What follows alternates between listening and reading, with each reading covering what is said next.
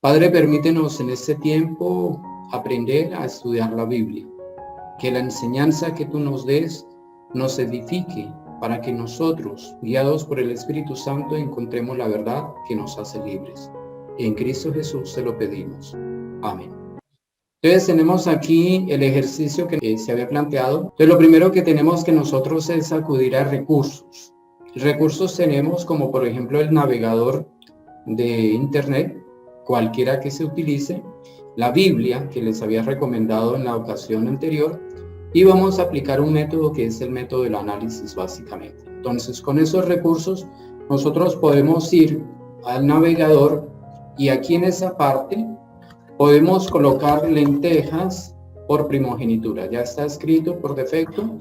Le damos Enter y empezamos a buscar o a leer diferentes resultados que aparecen y encontramos particularmente este. En Génesis 25, 27, 34 es donde aparece ese pasaje. Yo me encuentro en estos momentos logueado, por tanto pues puedo acceder a todo eso. Este pasaje fue el que acabó de leerse, que tiene que ver con ese escenario donde estos dos hermanos, el mayor Esaú y el menor Jacob, se disputaban por una primogenitura. Voy a leer rápidamente los versículos que me interesan de esa parte. Dice, y guisó Jacob un potaje y volviendo Esaú del campo cansado, dijo a Jacob, te ruego que me des a comer de ese guiso rojo, pues estoy muy cansado. Por tanto fue llamado su nombre Edom. Ok, aquí hay una primera situación, y es que un hombre de campo, un hombre aventurero como Esaú, que le gustaba la caza, utiliza una expresión que me llama la atención. Él dice que volvió cansado. Hizo Jacob un potaje y volviendo Esaú del campo cansado, dijo a Jacob. Muy bien, aquí hay una situación muy particular que debemos tener en cuenta. Por un lado, ese término cansado. Y dijo a Jacob, te ruego que me des a comer de ese guiso rojo, pues estoy muy cansado. Aquí viene otra situación. No solamente está cansado, sino que ya exagera en ese término y dice muy cansado. Por tanto, fue llamado su nombre Edom. Edom hace referencia al guiso rojo que estaba preparando Jacob. En esa ocasión, Jacob aprovechó la oportunidad para negociar con su hermano la primogenitura. Entonces, aquí hay una palabra muy importante que debemos tener en cuenta nosotros, la importancia de la primogenitura en el contexto bíblico. Entonces, tenemos ya dos expresiones que nos llaman la atención particularmente. Estoy cansado, estoy muy cansado, y la primogenitura. Entonces dijo Esaú, he aquí, yo me voy a morir. Aquí hay una expresión bastante extrema, aquí hay una hipérbole, una exageración. Yo me voy a morir. ¿Para qué pues me servirá la primogenitura? Y dijo Jacob, júramelo en este día, y él le juró, y vendió a Jacob su primogenitura. Aquí hubo un negocio entre las dos partes, hubo una venta de un derecho que tenía Esaú como primogénito, se lo vendió a Jacob, su hermano menor. Entonces Jacob dio a Esaú pan, y del guisado de las lentejas, aquí es donde aparece ese guiso rojo, especificando que ese guiso rojo eran lentejas, y él comió y bebió y se levantó y se fue. Así menospreció, aquí hay otra palabra muy interesante, menospreció Esaú la primogenitura. Entonces ya aquí empezamos a analizar ciertas palabras que se presentan en el contexto bíblico. Aquí es interesante que nosotros revisemos esa parte. Ahora, miremos entonces otras traducciones de esa parte. Dice, entonces dijo Esaú, y aquí yo me voy a morir, ¿para qué pues me servirá la primogenitura? Si yo copio este versículo y lo pego aquí en este navegador, me manda el resultado que se encuentra aquí, ¿sí? Aquí está el resultado de aquí, yo me voy a morir, pero aparecen otras versiones, entonces la voy a revisar. Y aquí yo estoy a punto de morir, ¿de qué me sirve la primogenitura? Mira, yo estoy a punto de morir. Aquí dice, como puedes ver, me estoy muriendo de hambre. De manera que los derechos de hijo mayor no me sirven de nada. Mira, me estoy muriendo de hambre. Está utilizando Esaú ese tipo de expresión. Y aquí dice, estoy a punto de morir. Me estoy muriendo. ¿Para qué me servirá la primogenitura?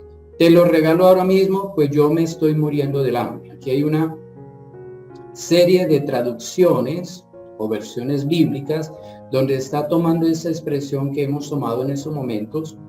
Y la pregunta que nos hacemos, si regreso otra vez al pasaje, a donde estábamos, en esa parte, y si regreso a esa parte, la pregunta es, ¿cuánto tiempo puede una persona aguantar hambre y no morirse? Entonces utilizo el navegador y puedo utilizar aquí en la búsqueda o aquí en el cuadro de búsqueda, puedo hacer esa pregunta, ¿cuánto se puede vivir sin comer? Okay. Aquí básicamente encontré algo muy interesante, que hay diferentes respuestas, pero en términos generales, al revisar las respuestas, podemos encontrar lo siguiente. Algunos dicen que este señor, el alcalde de Cork, tras el asesinato de su predecesor en el cargo, murió en el 20, en una cárcel tras 73 días de huelga de hambre. Es decir, el cuerpo humano puede resistir 30, 60 y hasta 73 días sin probar alimento. Luego, aquí no podemos decir, en ese pasaje bíblico del caso de Jacob y de Esaú, no podemos decir que realmente Esaú estaba a punto de morir, porque eso implicaría que llevaba más de 60 días aguantando hambre y no fue la situación que se presentó. No hay ninguna evidencia bíblica que diga que Esaú salió de casa y duró tanto tiempo en ese lugar y no probó ningún bocado. Recordemos el pasaje de Moisés cuando subió por las tablas de la ley, ayunó 40 días y 40 noches. Y recordemos también el pasaje de Jesús donde ayunó en el desierto 40 días y 40 noches sin comer ni beber alguna cosa. Entonces, es una exageración completa la de Esaú cuando dice que me muero de hambre. Aquí hay una expresión que nosotros muy popularmente la utilizamos y es que nos estamos muriendo de hambre, nos estamos muriendo de cansancio, estamos haciendo una hipérbole, una exageración en todo este asunto. Entonces ya encontramos que lógicamente una persona puede vivir muchísimo tiempo sin comer, ¿sí? La ciencia y la historia lo han podido demostrar así. Lo que sucede con Esaú no tiene que ver literalmente con que se estuviera muriendo de hambre. No era esa la situación.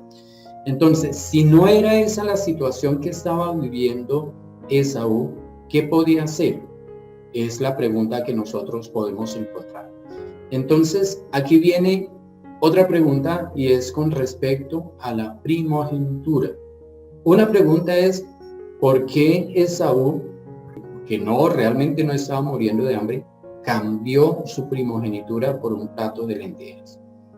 Podríamos pensar en algún momento, podríamos suponer que fue por pereza. No quiso preparar un guiso de la casa que traía, no quiso preparar alimentos y era más fácil que el hermano le diera de ese potaje tan delicioso que se veía. Si nosotros analizamos diferentes versículos bíblicos, encontrarán ustedes que el papá de Esaú, Isaac, le gustaba probar la comida que su hijo le preparaba. Es decir, Esaú sabía cocinar, sabía preparar y cosas muy ricas que a su papá le gustaban. No era asunto de que no tuviera alimentos para preparar o estuviera realmente demasiado cansado, sino que ligeramente estaba cansado y le dio pereza preparar alimentos y prefirió cambiar la primogenitura.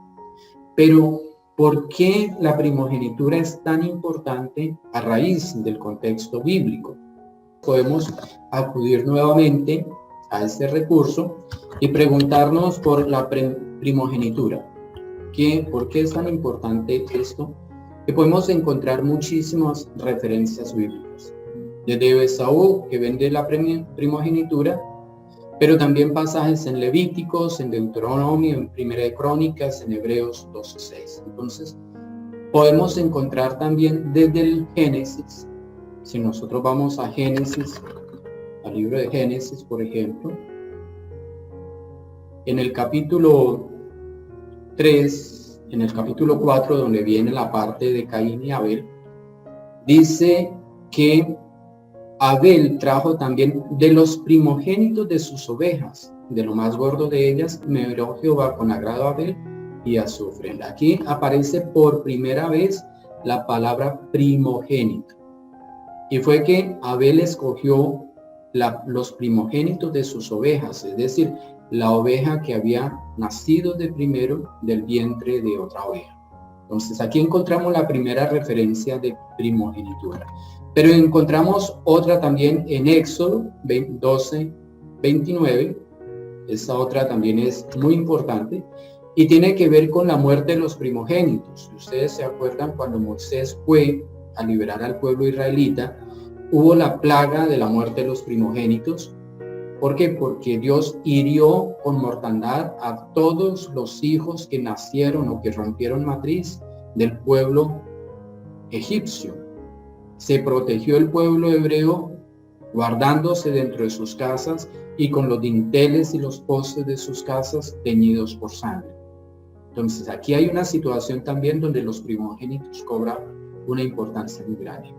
En Éxodo 13, el versículo 2, hay una consagración de los primogénitos y este es un mandato establecido por Dios. Vamos a mirarlo acá rápidamente.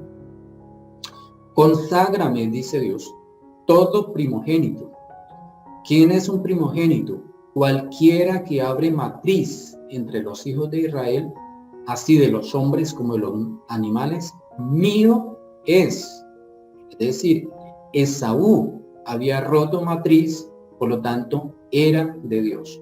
¿Sí? Era pertenencia de Dios. Miren la importancia que cobra la primogenitura. Esaú no le dio importancia a que él era pertenencia de Dios. Su hermano no lo era. Dios había decidido que Esaú era su pertenencia por cuanto había roto matriz. Aquí viene algo muy importante y en Deuteronomio 25 encontramos otra situación muy particular en esta parte. Eso surge de buscar la palabra primogenitura en diferentes partes y encontré ese pasaje muy interesante. Si un hombre, dice en Deuteronomio, tuviere dos mujeres, la una amada y la otra aborrecida, y la amada y la aborrecida le hubieran dado hijos, y el hijo primogénito fuere de la aborrecida, en el día que hiciere heredar a sus hijos lo que tuviere, no podrá dar el derecho de primogenitura al hijo de la amada, con preferencia al hijo de la aborrecida, que es el primogénito, mas al hijo de la aborrecida reconocerá como primogénito para darle el doble de lo que corresponde a cada uno de los demás, porque es el principio de su vigor y suyo es el derecho de la primogenitura. Bueno, aquí hay una situación muy particular y muy importante para Dios. Este es un hombre que tiene una mujer que ama y una mujer que no ama. Pero el primogénito del varón, no de la mujer, el primogénito del varón fue el que nació en el vientre de la aborrecida. Y ese primogénito fue el que heredó los beneficios de la primogenitura. A los ojos de Dios esto es algo demasiado importante. En 2 Samuel, versículo 12, ¿por qué coloqué este pasaje aquí? Esta es una situación en la cual Dios reconviene a David acerca de su actuación. Le dice a través del profeta, le dice, ¿por qué pues tuviste en poco la palabra de Jehová haciendo lo malo delante de sus ojos? A Urías Eteo heriste a espada y tomaste por mujer a su mujer y a él lo mataste con la espada de los hijos de Amón. Oye, ¿por qué para Dios lo que hizo fue abominable? Dice, tuviste en poco la palabra de Jehová haciendo lo malo delante de sus ojos. Ahora, Mire la importancia de la palabra de Dios. En el Antiguo Testamento se expresaba que el primogénito tenía la herencia del Padre y así lo había establecido Dios. Y ante los ojos de Dios lo que hizo David fue completamente pecaminoso, hizo lo malo porque tuvo en poco, es decir, menospreció la palabra de Jehová. En esta parte vamos a encontrar un paralelo entre Génesis 25:33, lo voy a copiar acá, que es del pasaje que venimos leyendo nosotros. Vamos a leerlo en el capítulo completo. Y aquí lo encontramos lo que estábamos leyendo. Esaú vende su primogenitura. Entonces dijo Esaú: he aquí yo me voy a morir, ¿para qué pues me servirá la primogenitura? Este pasaje, si nosotros lo buscamos, Génesis 25:33, tiene una referencia cruzada. Es decir, ese mismo pasaje del Antiguo Testamento es mencionado en el Nuevo Testamento. Para ello, me voy a Hebreos 12:16, y en Hebreos, el apóstol Pablo le dice a los hebreos: no sea que haya algún fornicario o profano como Esaú, que por una sola comida vendió su primogenitura. Mire, aquí me llama la atención es qué relación tiene entre fornicario o profano y la primogenitura vendida por Esaú. O sea, no encontraba un paralelo entre esas dos cosas. ¿Cómo así que hay una relación entre lo que hizo Esaú y lo que hace un fornicario o un profano? Para tener un poco más de claridad sobre este asunto, de esta referencia cruzada, donde Pablo evoca una situación del Antiguo Testamento, donde Esaú vende su primogenitura, con esta situación de algún fornicario o profano, entonces vamos a mirar las versiones en español de ese mismo pasaje. Dice, en la Biblia dice, de que no haya ninguna persona inmoral ni profana como Esaú. Está hablando Pablo, pero en otras versiones bíblicas, que vendió su primogenitura por una comida. Y aquí vamos a este otro, en la Dios habla hoy. Que ninguno de ustedes se entregue a la prostitución, ni desprecie lo sagrado, pues esto hizo Esaú, despreció lo sagrado, que por una sola comida vendió sus derechos de hijo de mayor. Mire que aquí hay una relación entre la situación que se estaba viviendo en el Nuevo Testamento y lo que se estaba viviendo en el Antiguo Testamento. Había un desprecio de lo sagrado. Esaú despreció lo sagrado y era su primogenitura. Dice que no haya ninguna persona inmoral ni profana. Esaú era una persona profana al vender su primogenitura. Aquí dice en esta nueva Biblia que nadie ande en pecados sexuales ni desprecie a Dios. Mire, aquí viene la situación. Ni desprecia a Dios. Una persona profana desprecia a Dios. ¿Sí? Aquí viene la situación. Aquí despreció lo sagrado, despreció a Dios, es una persona profana. Lo que hizo Esaú. Entonces, la situación que se vivió en el Antiguo Testamento tiene que ver con profanación, despreciar a Dios, ¿cierto? Y aquí viene otra parte: no cometan inmoralidades sexuales, ni le falten el respeto a Dios. Miren cómo las mismas versiones bíblicas nos van dando cuenta de la importancia de lo que era la primogenitura. No era solamente soy primogénito, sino que haciendo uso de mi derecho, estaba respetando a Dios. Y lo que hizo Esaú fue irrespetar a Dios, despreciar lo sagrado, despreciar al Dios mismo. Ese desprecio de lo sagrado fue lo clave en esta situación. Aquí dice: para que nadie viva entregado a la lujuria o a una conducta irreligiosa, como lo hizo Esaú, y sigue hablando en términos de profanación. Dada esta situación de que Génesis 25:33 habla de que Esaú menospreció la primogenitura, y en Hebreos nos aclara que menospreciar la primogenitura tiene que ver con deshonrar a Dios, menospreciar a Dios, pues podemos llegar a una conclusión muy clara. Y la conclusión es que Esaú menospreció la voluntad de Dios. No estaba menospreciando solamente su derecho de primogenitura, sino estaba menospreciando lo establecido por Dios. Por tanto, estaba despreciando o menospreciando la primogenitura.